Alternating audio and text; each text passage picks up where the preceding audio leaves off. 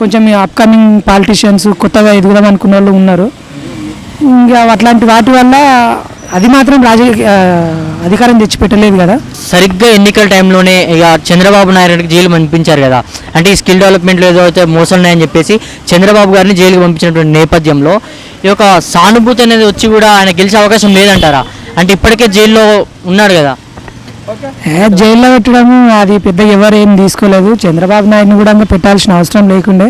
But Jagan పెట్టిండు ఏంటంటే కక్ష సాధింపు అన్నారు. మేబీ అది కూడా ఉండొచ్చు.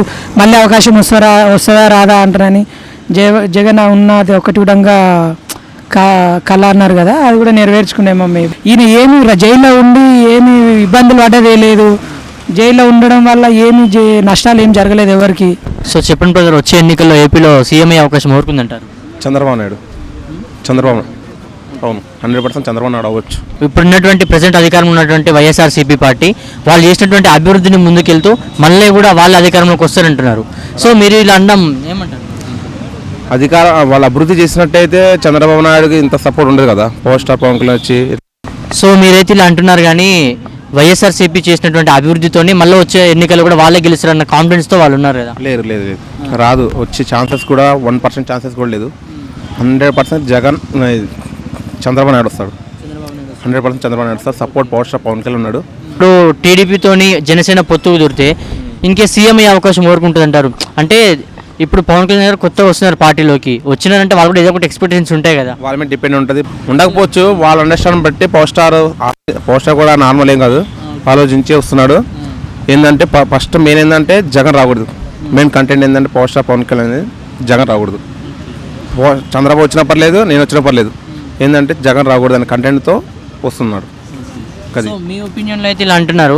సో ఇప్పటికీ రీసెంట్గా మన తెలంగాణ ఆటో డ్రైవర్ల గురించి అడిగిన సందర్భంలో కూడా జగన్ ఏపీలో చేస్తున్నారు, పరిపాలన బాగుంది, ఆటో వాళ్ళకి ఇంత ఇస్తున్నాడు, మా పట్ల కూడా తెలంగాణ ఇట్లా చూడాలంటున్నారు. సో ఇక్కడితో పోల్చుకుంటే ఆంధ్రాలో ఆటో వాళ్ళకి మంచి జరుగుతుంది, ఆంధ్ర వాళ్ళకి కొన్ని మంచి పథకాలు అందుతున్నాయి అంటున్నారు. మీరు ఒక వైపే చూస్తున్నారు, ఆటోలకి బెనిఫిట్ ఉందని చూస్తున్నారు.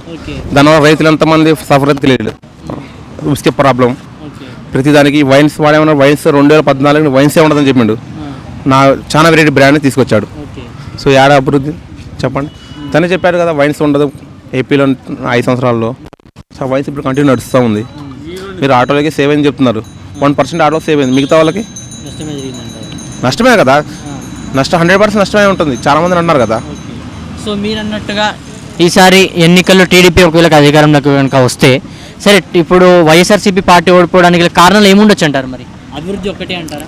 అభివృద్ధి ఒకటి అంతే, అభివృద్ధి మెయిన్ అభివృద్ధి కదా. జనాలకు కావాల్సిన అభివృద్ధి లేనిది ఏంటంటే తను వైఎస్ఆర్ కొడుకు కాబట్టి ఒక ఛాన్స్ ఇచ్చారు. ఆ ఛాన్స్ నిలబెట్టుకుంటే నెక్స్ట్ సీఎం ఛాన్స్ ఉంది. నిలబెట్టుకోలేదంటే చంద్రబాబు నాయుడు ఆల్మోస్ట్ 100% చంద్రబాబు నాయుడే. ఆప్షన్ లేదు, ఇంకా తిరుగులేదు దానికి. నాకు తెలిసిన వరకు. సో మీకు తెలిసి కూడా ఇప్పుడు ఏవైతే 3 రాజధానులు అనేటువంటి కాన్సెప్ట్ తీసుకొచ్చి జగన్కి ఏమన్నా పార్టీ ఏమన్నా మైనస్ అయిందంటారా? 3 రాజధానుల వల్ల మైనస్ అయింది కాబట్టి వాళ్ళు కొట్టుకుంటున్నారు కదా.